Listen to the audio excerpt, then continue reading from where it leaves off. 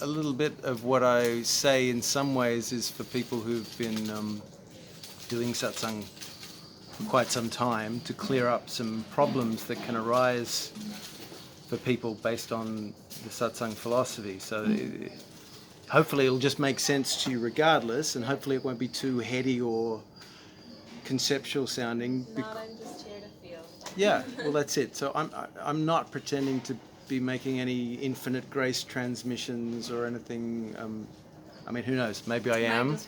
It might just happen, though. It might just happen. But many teachers make very large claims, and sometimes people are attracted to people who do make large claims because they want to try out, see if such a thing exists. They want to see if the teacher really can give me everything. In the guru tradition, this does actually exist. There's this sense that if you find the right teacher, he could potentially take you with you doing almost nothing, applying no intelligence or discrimination. And so that might be possible, but these days there are many teachers who are making those claims, and a lot of people often end up a little disappointed. Hopefully this is not lost on people who don't do a lot of satsang and haven't been to, because much of the reason why I was doing this, and I've only done it once or twice even though I've been on the path, you might say, for 30 plus years, is often I see people becoming quite confused. They get shown Advaita, which is a very pure form of you're just consciousness, and stop thinking for a moment and see who you are and so forth, which is great for pointing, but often they become. We realize often in a very real way, and in the mind and in the feelings, different levels of our being simultaneously, and I've observed that if people they naturally hold on to it in their mind, then they can get themselves in trouble, because non-dual thinking is not the way we generally think.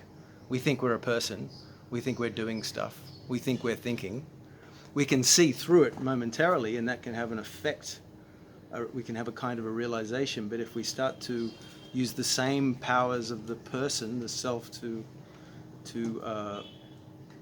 hold on to this, and we naturally do because it's a very strong thing. Suddenly you might feel peace that you've never felt before, and so you almost can't control the fact that you want to get it back, so you'll do everything within your means to get it back. You'll go to more satsangs, you'll change your lifestyle, etc.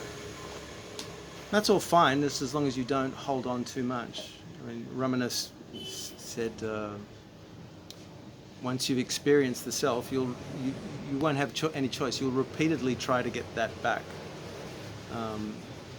It's natural. So, but sometimes you can get yourself in trouble by holding on too tightly. That's part of what I wanted to talk about. So, if you haven't been to many satsangs, that may not be an issue for you. It's all about being aware of what stage you're in. If you're in those original stages of just having a realization, then great, just keep doing exactly that.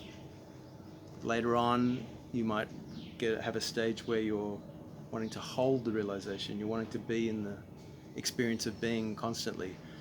And life has a strange way of delivering you that until you're ready to not need it anymore. Because you only recognize deep feelings. You don't realize what they call in the end knowing. You've noticed that with the Advaita speak, that there's this talk, you always had this realization all along, you always knew, and that it's got no content. Consciousness is what you are, and yet it's nothing. So it's very unfamiliar to recognize yourself and at the same time realize that that's nothing. So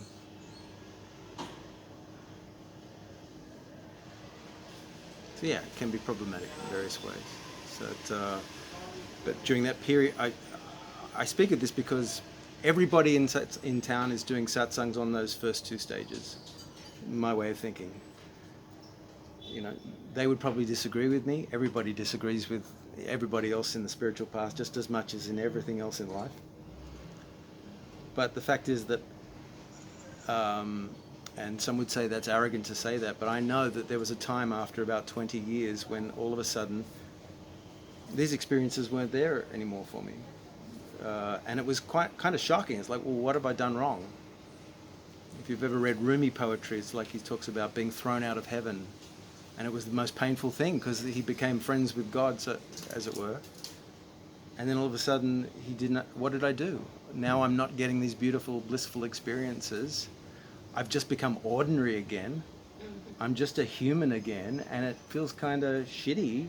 And I'm being brought up against all my unconscious material. And, you know, in the beginning, when I had these beautiful experiences, I thought, oh, I was going to become Superman. Everything was going to be blissful. All my problems were going to go away. All the suffering was going to go away. Even all the pain. And that is the pitch, generally speaking, of most spiritual paths, is that that's exactly what's going to happen. But the truth is, at a certain point, it stops happening, and you have to slowly realize that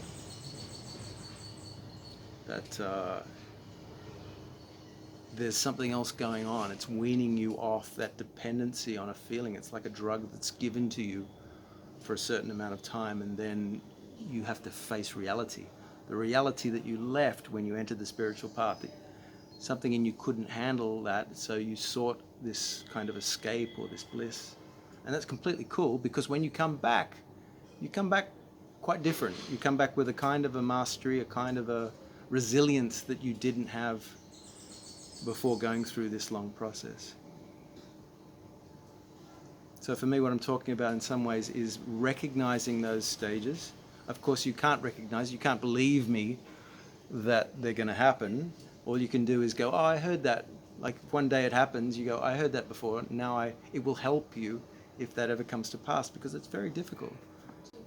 We call it, I think it's what you're talking about, spiritual bypass. How would you define spiritual bypass? It's almost exactly what you just said, in terms of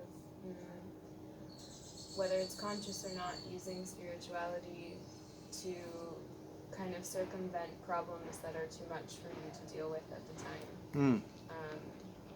But I've never thought about it in terms of coming back to it, which I personally very, very much believe that there are things sometimes that we can't handle, and our being is smarter than we are, and so it shuts it out, and we have to make an effort to return to it when the signs show up, but ourselves let us know when it's time to go back. But this kind of, I don't know if it's the same thing that you're talking about, but it sounds the same in terms of you. With a group of people, we call it spiritual bypass. Yeah, I'd say it's very similar. There are subtleties to it, because in some ways what you're talking about is exactly what you need to do. People label that, people who don't like that label that when it's being overdone. Within yourself, yes, you can actually use practice to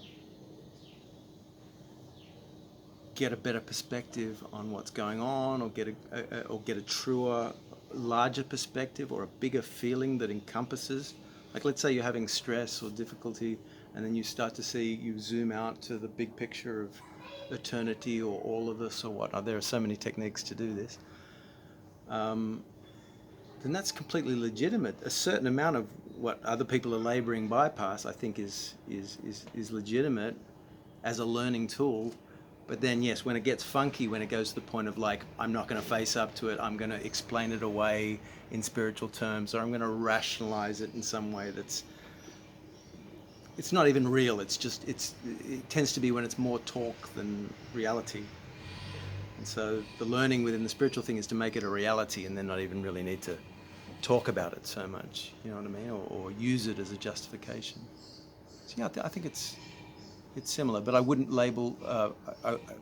You have to be careful, because everybody has an angle on spirituality, and some people who aren't into it will gladly label just you legitimately getting deeper into spirituality as bypassing. And if you believe them and you let them completely label your process of, experiencing God or something as a way to resolve on a deep level the normal way you have of getting caught up in the world and stuff, then you should never let people take that away from you. So part of spirituality, I think, really is about getting tough, about getting a kind of intelligence, I think, and it isn't often spoken about like this, that When you say, because people will always come and try and label your process something, you've got to really look at it clearly and go, I hear you, and I don't agree with you. I'm staying with this. I know it's right. Because if you let everybody steamroller your knowing, then you're in a lot of trouble. It sounds really negative, the term. Yeah. But I think the very few people that I know that use this term, it's a group that I'm incredibly close with, and all are working on a spiritual process, and we discuss it together. Right. So it's not meant as, we don't throw it to somebody, it's meant as a self-check to make sure you're not doing that. Right, right. Not as... Yeah, absolutely. It's never meant to be used to hurt someone else. Right, it's like Byron Katie, it's like you do your own, if you think someone else needs the work, you need the work. So it's all, as you say, self-checking is huge. You know, that's real spirituality, is self-checking. It's like you're the authority. You're the one who decides whether you're lying to yourself or not.